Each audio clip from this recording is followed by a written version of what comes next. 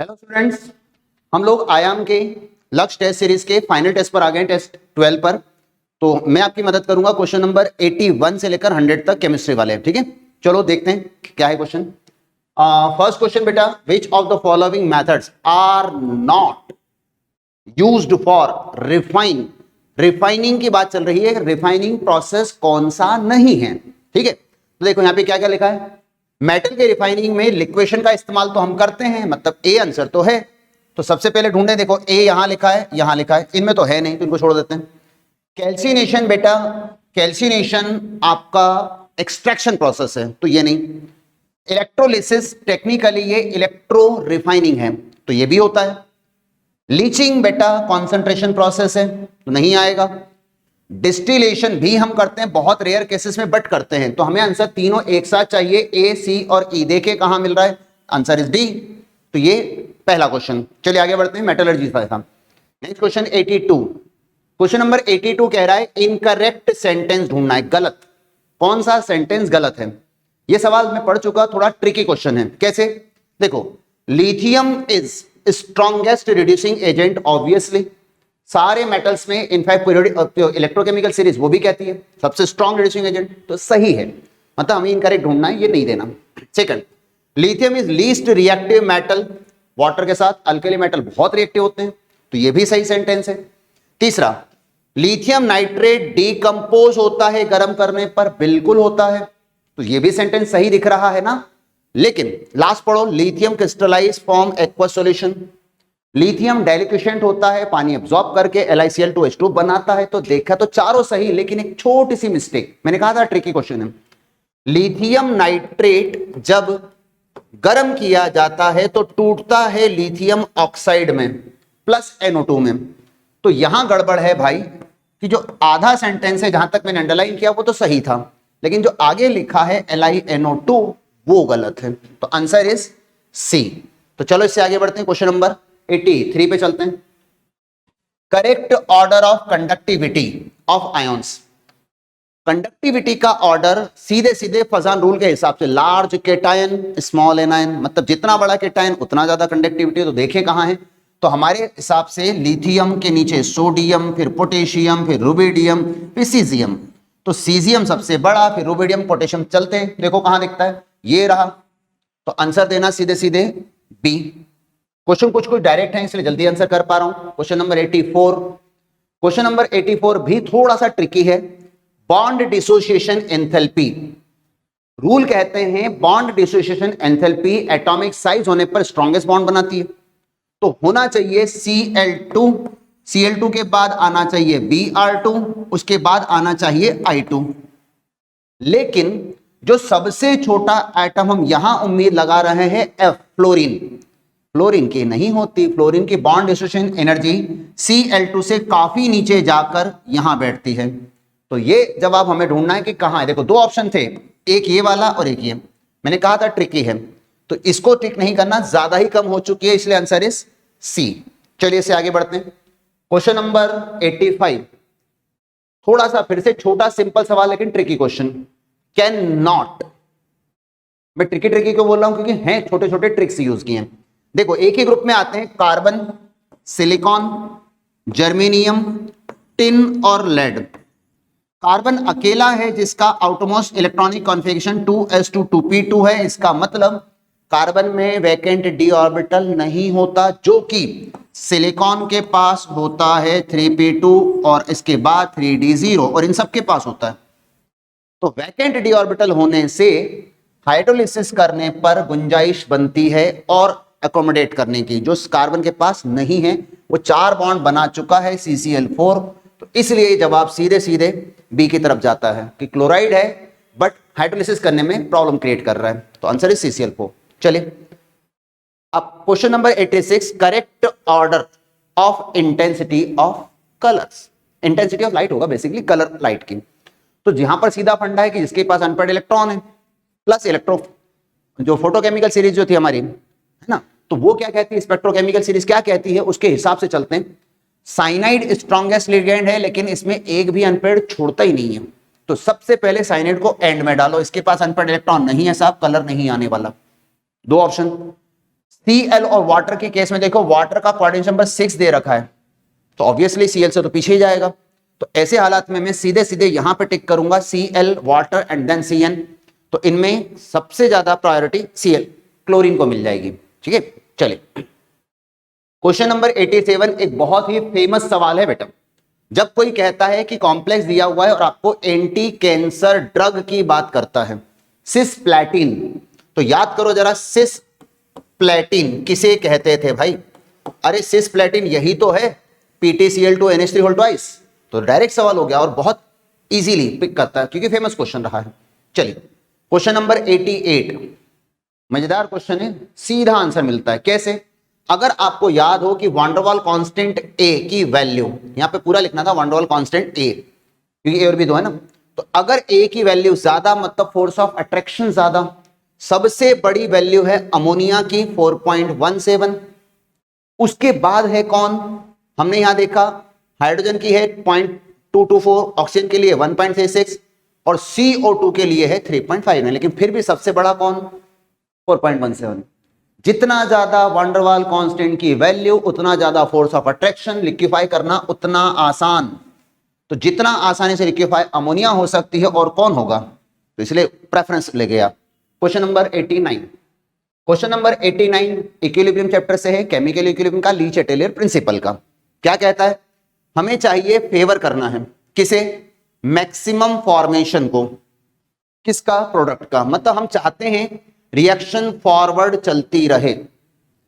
अगर ये reaction forward चलती रहे तो सबसे पहले पहचानो इस -x को, जो कि इंडिकेट करता है रिएक्शन विल बी एक्सोथर्मिक। अगर रिएक्शन एक्सोथर्मिक है और आप चाहते हैं वो फॉरवर्ड चले तो टेम्परेचर कम रखो। तो सबसे पहली डिमांड टेम्परेचर को कम रखना। ढूंढते हैं कहां लिखा है, लो टेम्परेचर, लो टेम्परेचर, बाकी दो ऑप्शन तो होने ही नहीं है।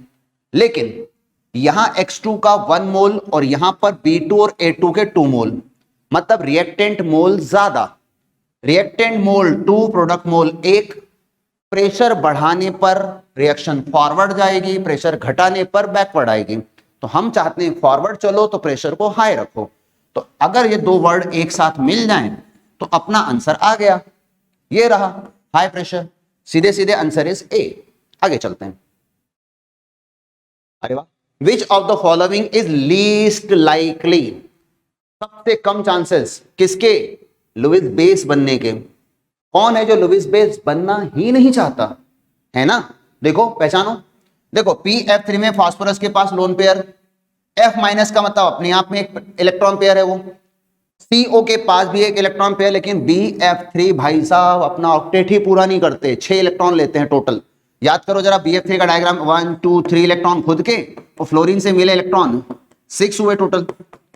बाकी फ्लोरीन के खुद के इलेक्ट्रॉन उसके पास है, तो भाई फ्लोरीन का ऑक्टेट पूरा हुआ होगा, बोरॉन का नहीं हुआ।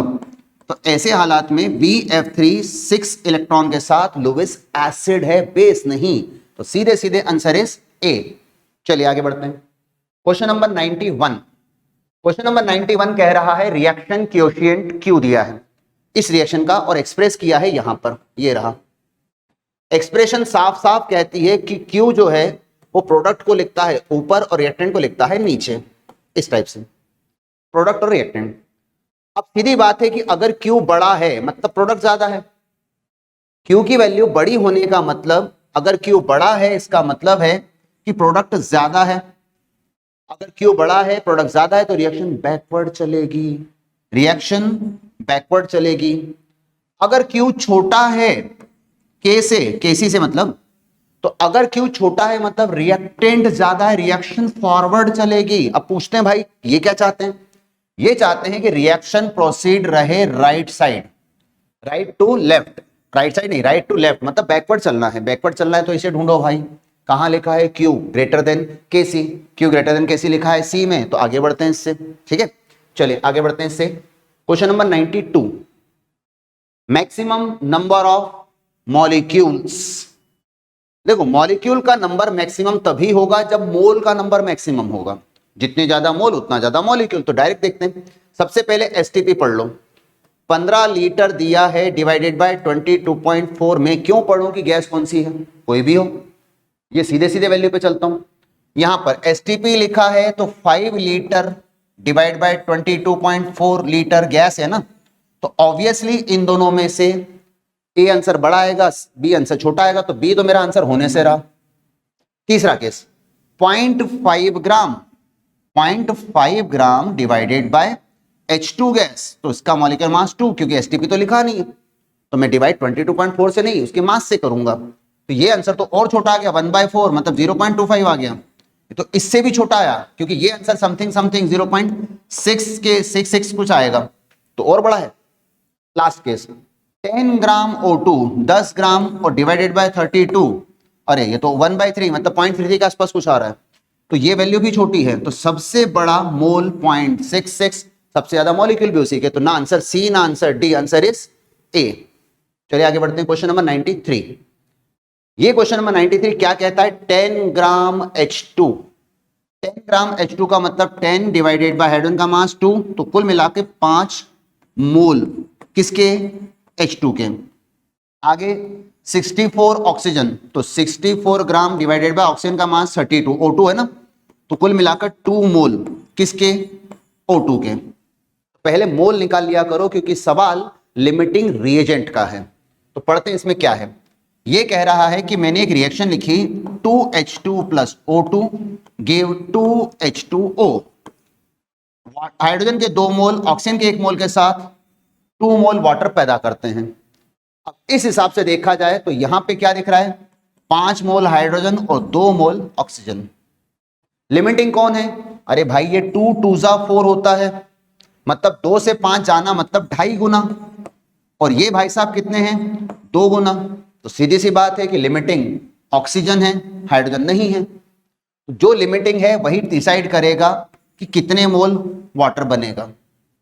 अब अगर ऑक्सीजन लिमिटिंग है, 1 मोल बनाता है 2 मोल को, तो 2 मोल बनाता है 4 मोल को, बात खत्म। तो कहां लिखा है 4 मोल, ये रहा। चलो भाई आगे बढ़ते हैं, ठीक है ना।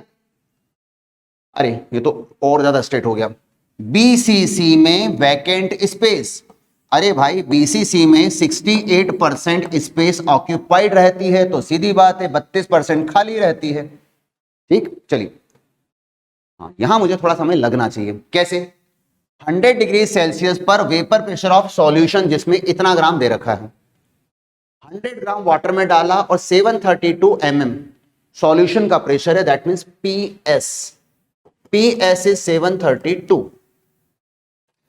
केबी की वैल्यू दे रखी है, बॉइलिंग पॉइंट कांस्टेंट की वैल्यू 0.52।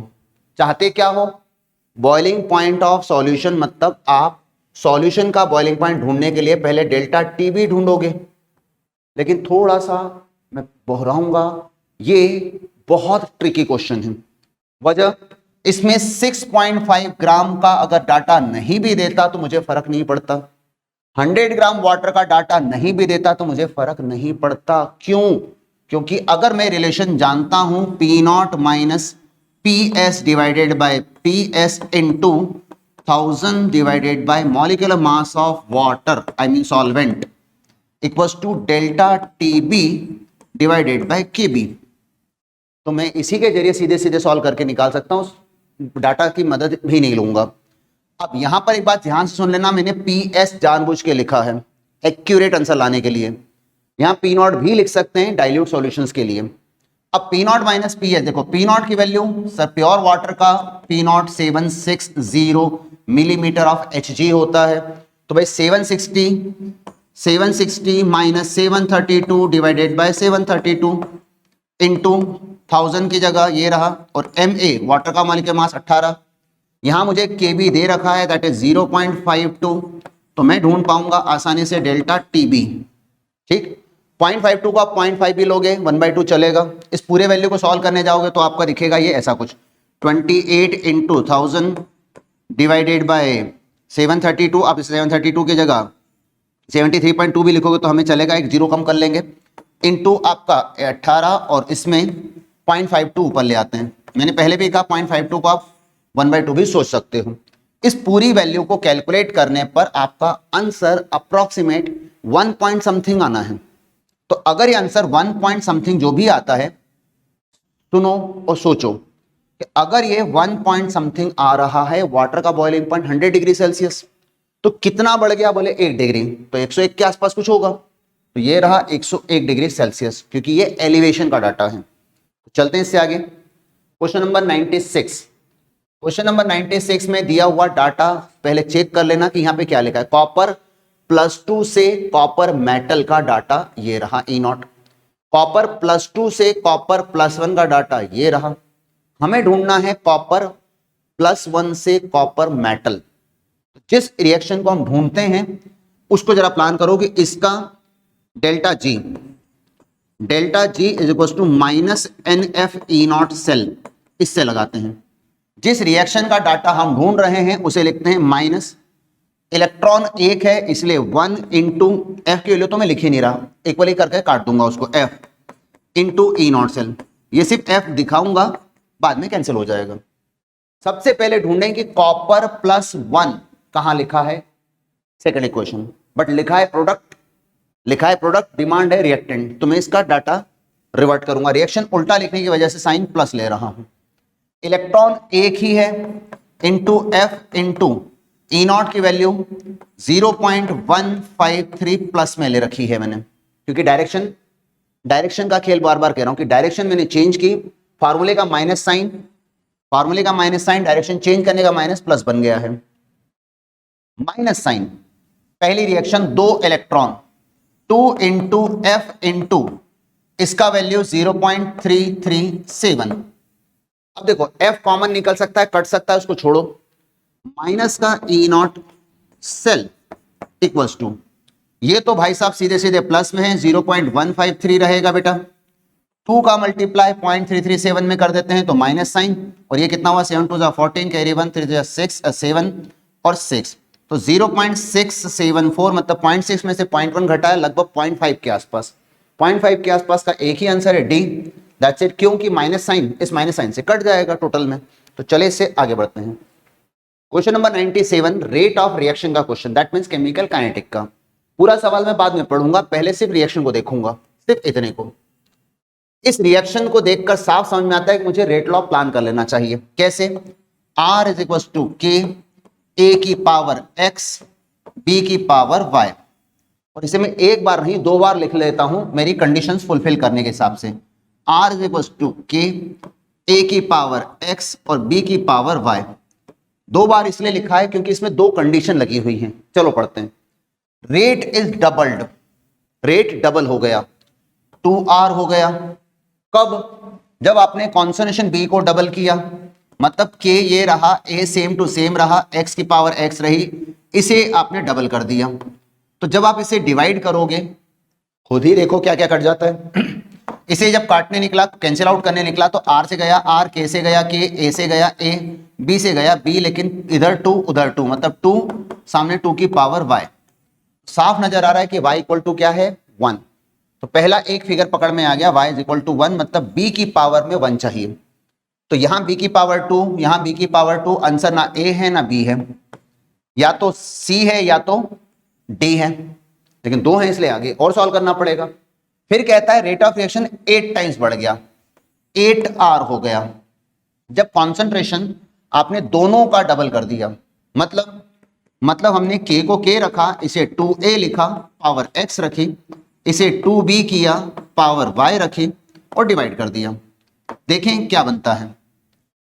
R से काट दिया R, यहां बचा 8, K से गया K, A से गया A, लेकिन सामने है 2 की पावर X, B से गया B, यहां पर बचा है 2 की पावर Y। अब क्योंकि मुझे तो मालूम है कि Y इक्वल टू क्या है, 1, तो अगर Y इक्वल टू 1 है तो इसका मतलब 2 है। 2 से काटा 8 को बचा 4, 4 इज इक्वल टू 2 की पावर Y या X, सॉरी 2 की पावर X, तो कुल मिलाकर X इज इक्वल टू बन गया 2, मतलब A की पावर पे मुझे 2 चाहिए। यहां A की पावर पे 1 है, इसका मतलब ये भी नहीं, आंसर इज D। तो उसे सिस्टमेटिक सॉल्व कर लीजिएगा, वर्बली भी कर सकते हैं। 98 क्वेश्चन सरफेस केमिस्ट्री से है। कोलाइडल सॉल्यूशन इंडिपेंडेंट है किस चीज पर, चार्ज पर। कौन सी प्रॉपर्टी है जिसमें चार्ज का इस्तेमाल नहीं होता। चार्ज का इस्तेमाल, देखो इलेक्ट्रो बोला है तो चार्ज का इस्तेमाल तो करेगा ना, ठीक। कोएगुलेशन तो बेटा चलता ही, उसके कोएगुलेटिंग पावर जो है वो डिपेंड करती है वैलेंसी पे, चार्ज की वैल्यू पर। तो ये भी डिपेंडेंट है। इलेक्ट्रोफोरेसिस फिर वही इलेक्ट्रिक चार्ज है तो definitely charge dependent, but Tyndall effect charge पर डिपेंड नहीं करता। तो चलते हैं इससे आगे 99 पर। Question number 99 assertion reason question है, हमें दोनों सेंटेंस ध्यान से पढ़ने पड़ेंगे। सबसे पहला सेंटेंस ICl मतलब इंटर हेलोजन कंपाउंड ज्यादा रिएक्टिव होते हैं हेलोजन से, ऑब्वियसली होते हैं, तो ये तो सही सेंटेंस है। दूसरा ICl बॉन्ड वीक होता है बजाय II बॉन्ड से, हाँ साहब ये भी सही है। इंटर हेलोजन बॉन्ड आसानी से टूट जाता है बजाय हेलोजन बॉन्ड्स के, तो दोनों सेंटेंस सही हैं और उसी का तो रीजन दे रहा है कि ऐसा क्यों हुआ। तो हमें ढूंढना है कि ए और बी सही भी है और उसका रीजन भी है। कहां लिखा है? There is answer is A. तो चलते हैं क्वेश्चन नंबर 100 की तरफ। क्वेश्चन नंबर 100 माइनर सा ट्रिकी है, आपको इसको पकड़ में आ जाए तो कैसे। इन्होंने कहा है सेकंड आयोनाइजेशन एनर्जी। रूल कहता है कि यहां पर जो 4 एलिमेंट लिखे हैं टाइटेनियम 22, वेनेडियम 23, क्रोमियम 24 और मैंगनीज 25, इनका सबका आखिरी इलेक्ट्रॉनिक कॉन्फ़िगरेशन है 3d2 4s2। ये है 3d3 4s2, ये है 3d5 4s1 और ये भाई साहब है 3d5 4s2। आप अच्छी तरह सुन लीजिएगा कि पहला इलेक्ट्रॉन ऑलरेडी निकल चुका है, हम बात कर रहे हैं सेकंड आयनेशन एनर्जी की। इसका मतलब ये जिस पोजीशन पर बैठे हैं वहां पर ये हैं 3d2 4s1, ये हैं 3d3 4s1, ये हैं 3d5 4s0 और आखिरी वाला है 3d5 4s1। तो भाई 4s1 का इलेक्ट्रॉन निकालना तो आसान काम है, लेकिन यहां पर हाफ फील्ड तोड़ना पड़ेगा, आसान काम नहीं है as compare to other all. तो इसलिए आंसर में सबसे पहले ढूंढो क्रोमियम कहां दिख रहा है। क्या एक ही आंसर ऐसा? बोले बिल्कुल, ये लो क्रोमियम एक ही अकेला है। तो सीधे सीधे चला जाता हूं सी पर, क्योंकि क्रोमियम के बाद अगला नंबर इस हाफिल्ड डी का आता, वो है एमएन वहां पर। फिर आता T2G का हाफिल्ड वेनेडियम, वो भी है। तो आंसर इज सी ऑप्शन। तो कुल मिलाकर ये 100 क्वेश्चंस हैं। उम्मीद है आपका ये पेपर अच्छा गया हो। बेस्ट ऑफ लक आपकी फाइनल एग्जाम्स के लिए। Thank you.